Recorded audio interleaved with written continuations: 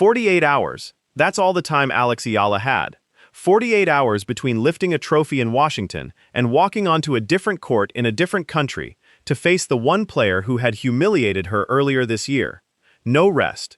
Just a flight, a new city, and a name on the draw sheet that should have made her stomach drop. Alycia Parks. Most players would have wanted a week off. Most players would have needed it. Eala didn't get one, and somehow, that turned out to be exactly the story.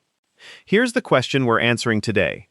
How does a 21-year-old who just played the biggest match of her life turn around, with almost no recovery time, and beat the same opponent who once bageled her in a Grand Slam? Let's go back to Monday, Washington, the Mubadala DC Open Final.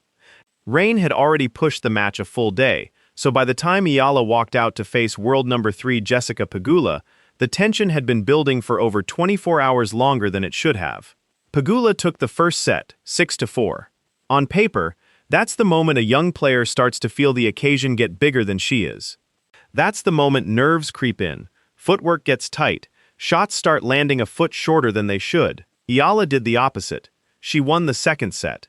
Then she did something that doesn't happen against a top 3 player in a title match. She won the third set 6-0, not 6-2, not a tight closeout.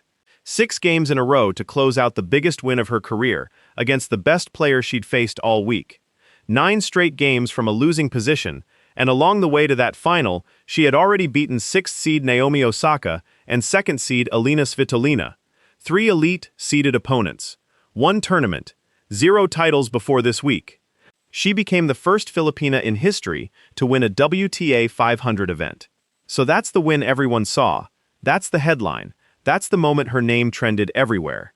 But here's what almost nobody talked about in the celebration. 2 days later, she had to do it again, against someone who already knew how to beat her. Rewind further, back to January, the Australian Open. Eala faced Alycia Parks in the first round. It did not go well. Parks won the first set 6-0. A bagel, 0 games. Against a player who, by August, would be a WTA 500 champion. Parks went on to close it out, 0-6, 6-3, 6-2. That loss wasn't just a defeat. It was a reminder that Parks's game, the raw power, the flat, heavy ball, was a style Eala hadn't figured out yet. Some opponents you lose to and it doesn't linger. Some opponents you lose to and it sits there, unresolved, waiting for a rematch.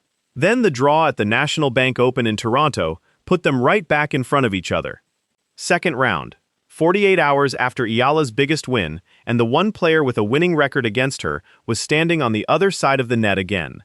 This is where most stories about momentum fall apart. Because momentum is fragile. Ask any athlete.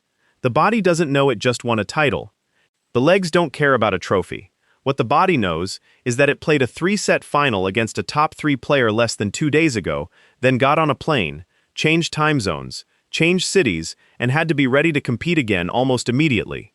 Fatigue doesn't wait for a good moment to show up. It shows up whenever it wants, and usually it shows up against exactly the opponent you can't afford it against. So when Eala walked onto the court against Parks, the question wasn't really about tactics. It was about whether her body and her mind had anything left after Washington. Was this going to be the letdown match? The one where the tank finally hits empty, and a dangerous opponent with a point to prove capitalizes? Parks came out swinging, and for a set, it looked like the fatigue theory might hold. But then something happened that echoed exactly what we'd seen 2 days earlier in Washington. Eala took the first set 6-1. Not a nervous, scrappy set. A dominant one. The kind of set that tells you immediately, this isn't a tired champion trying to survive, this is a player still riding the version of herself that just won a title. Parks, to her credit, didn't fold. She adjusted, found her power, and took the second set 4-6, leveling the match and forcing a decider. This is usually where fatigue actually catches up. Third sets are where tired legs get exposed, where a player who's been running on adrenaline for 48 hours finally runs out of it. If there was ever a moment for the Washington hangover to arrive, this was it. It didn't come. Eala closed out the third set 6-2, and the match was hers. Final score, 6-1, 4-6, 6-2. 2 days after becoming a WTA 500 champion, she beat the one player on tour who already had her number, in straight set-adjacent fashion, on a hard court, in a city she hadn't even had time to properly land in emotionally. Think about what that actually required. It required recovering physically from a 3-set final in under 2 days.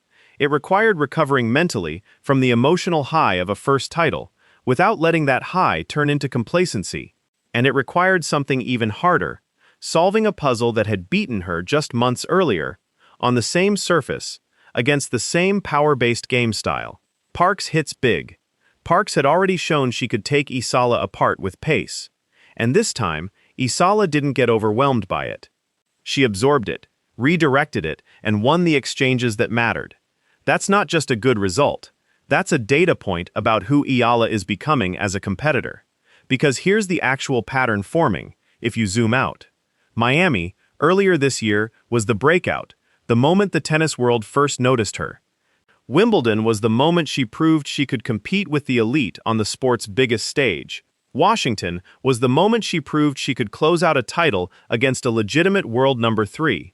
And Toronto, quietly, might be the most important data point of all 4, because it wasn't about talent or one great week.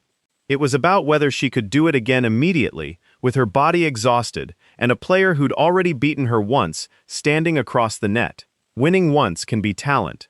Winning again, 48 hours later, against your one bad matchup, after the biggest win of your life, that's not talent anymore. That's a competitor who doesn't come back down to earth just because the moment is over. There's a version of this story where Eala loses in Toronto. It's not hard to picture, because it's the version that happens to almost everyone in this exact situation. Picture it, the emotional high of Washington still sitting in her chest, the trophy barely unpacked, her body still running on adrenaline instead of actual recovery. She lands in Toronto. The legs feel heavy in a way they didn't during the final. The first serve is a few miles an hour slower. The footwork that got her across the court in 3 seconds against Pegula now takes 4. Parks, sensing it, leans into her power even harder, because that's what dangerous opponents do when they smell fatigue. The second set slips away a little faster than it should.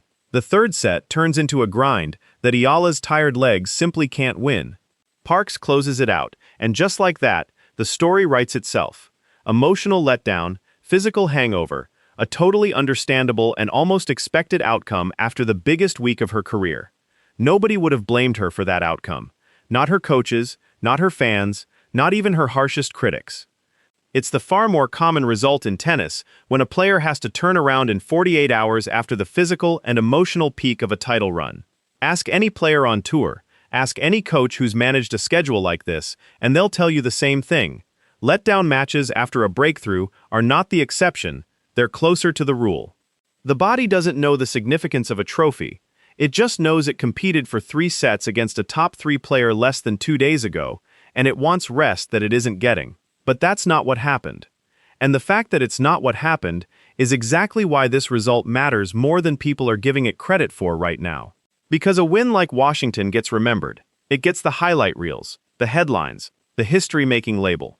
A win like Toronto, coming immediately after, quietly, without the same fanfare, is the one that actually tells you what kind of competitor you're watching. Titles prove you can win once. Backing it up 48 hours later against the one player who already has your number proves something else entirely. It proves the win wasn't a peak. It proves it's a floor. So where does this leave her? Strip away the emotion and just look at what she's actually carrying right now. She's carrying her first WTA 500 title. She's carrying a winning response to the one opponent who had beaten her earlier this year, closing the book on a loss that could have easily turned into a mental block. And she's carrying a body of work now, spread across 4 different tournaments and 2 different surfaces, Miami, Wimbledon, Washington, and now Toronto, that no longer reads like a hot streak. A hot streak is a week. A hot streak is one tournament where everything clicks and then fades. What Eala is building doesn't look like that anymore. It looks like a level. It looks like a new baseline for what she's capable of on a week-to-week basis, not just a peak she reached once and might not touch again. That distinction matters more than almost anything else in this sport. Plenty of talented players have one incredible week. Fewer players show that the week wasn't an outlier, and the players who go on to have real careers at the top, the ones people remember for decades, aren't remembered for their best single result. They're remembered for how quickly they backed it up, how little time they needed to prove it wasn't a fluke. The question now isn't whether Eala can win big matches. That question has been answered, repeatedly, against seeded opponents, on multiple surfaces, in multiple countries. She's already proven that more than once, and proving it a third or fourth time wouldn't add much to the conversation. The real question, the one that actually determines whether this becomes a career-defining stretch or just a great summer, is whether she can keep stacking results like this one on top of each other without a single week to reset, because that's the part almost nobody gets right at 21 years old. Winning is hard. Winning again immediately, with no recovery, against a name that already has a psychological hold on you, is a different sport entirely. And if Toronto is any indication, the answer right now is that she doesn't need the reset. Not yet. Maybe not for a while. So here's what I want to know from you. Was this Toronto win actually more impressive than the Washington title itself, given the turnaround time and the history with Parks? Because on the surface, everyone's going to remember the trophy.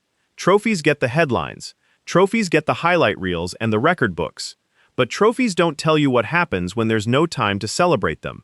They don't tell you what a player does when the adrenaline runs out and the body is still catching up to what the mind just accomplished.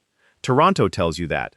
Toronto is the quiet answer to a much louder question, and I genuinely think this one is closer than people realize once you actually sit with both results side by side.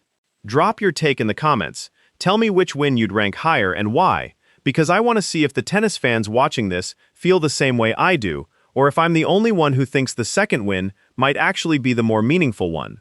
And if you want to keep following where this run goes next, stick around, because this hardcourt swing is far from over. There are bigger names still ahead, tougher draws still coming, and less recovery time with every single round she survives. If Washington was the breakthrough and Toronto was the response, then the next stop on this stretch might end up being the biggest test she's faced yet, the one that actually tells us whether this is a genuine new level or just an incredible few weeks that eventually cools off. I don't think it cools off, but I could be wrong, and the only way to find out is to keep watching it unfold together, match by match, city by city.